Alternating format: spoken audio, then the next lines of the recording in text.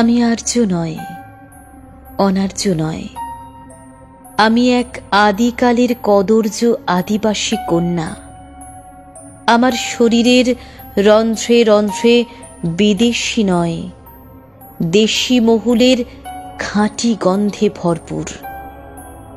বাঁকুড়া নয়, পুরুলিয়া নয়।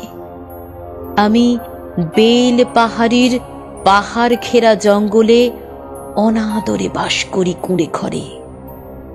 আমাদের কালো পাহাড়ের নিচে ঘন জঙ্গলের মাঝ বরাবর নাতিশীতোষ্ণ অঞ্চলে সভ্যতার বাস। কত পরিব্রাজক আসে, ইতিহাস লেখা হয়, আবার সময়ের বিবর্তনে চাপা পড়ে যায়। কত সাংবাদিক আসে, সংবাদ লেখা হয় ঘটা করে কাগজের প্রথম পাতায়, কিন্তু সে খবর চাপা পড়ে যায় পরের দিন সমাজ বিরোধী খুনের পথ অবরোধে। আসলে সবই মায়া, আর সেই মায়ায় আমরা ভালোবেসে ফেলি সভ্যতাকে।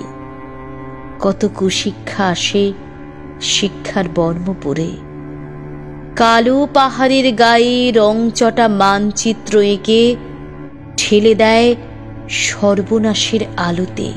সভ্যতার টোপে মাতাল হয়ে হোঁচট খায় গোপন অভিসারের তপ্ত শয্যায়।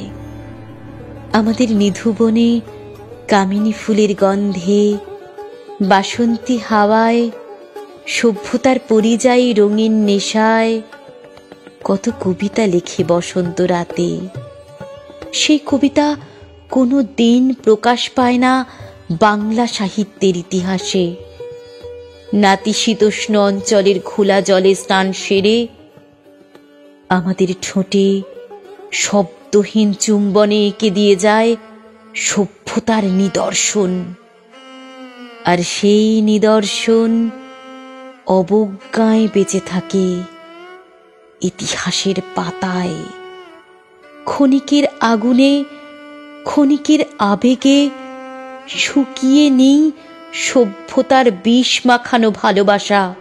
ভূমধ্য সাগরীয় কুয়াশা ঢাকা ঘন অরণ্যের দুর্গম অঞ্চলের গুহামুখে হাজার হাজার শুক্রাণু ডিম্বাণুর সহবাসে জন্ম নেয় ব্যাসদেব, জন্ম নেয় কর্ণ, জন্ম নেয় যিশু। আর সেই যিশুর মৃত্যু হয় রক্তাক্ত যন্ত্রণায়, ভীরুতায় আচ্ছন্ন হয়ে গভীর নিম্নচাপ শক্তি হারিয়ে বিলীন হয়ে ঝরে পড়ে বর্ধিত সমাজের তলদেশে। সেখানে অবহেলার উদ্ধত হাসি আর ঝলসানো দৃষ্টি শুষে নেয় আমাদের খাঁটি মহুলের খাঁটি নেশা। উত্তপ্ত নিঃশ্বাসে, অসহ্য খিদে আর আকণ্ঠ পিপাসা নিয়ে ঘুরি ফিরি আসমুদ্র হিমাচল। কোথাও জল নেই, কোথাও আলো নেই, শুধুই অন্ধকার আর বিষাক্ত বাতাসে অতৃপ্তির রক্তে আঁকা বেদনার ভাস্কর্য। নরকের ঠিকানা লেখা থাকে বুক ফাটা আর্তনাদে। মহাশূন্যে আঁচড় কাটে মৃত্যুর প্রত্যাশা।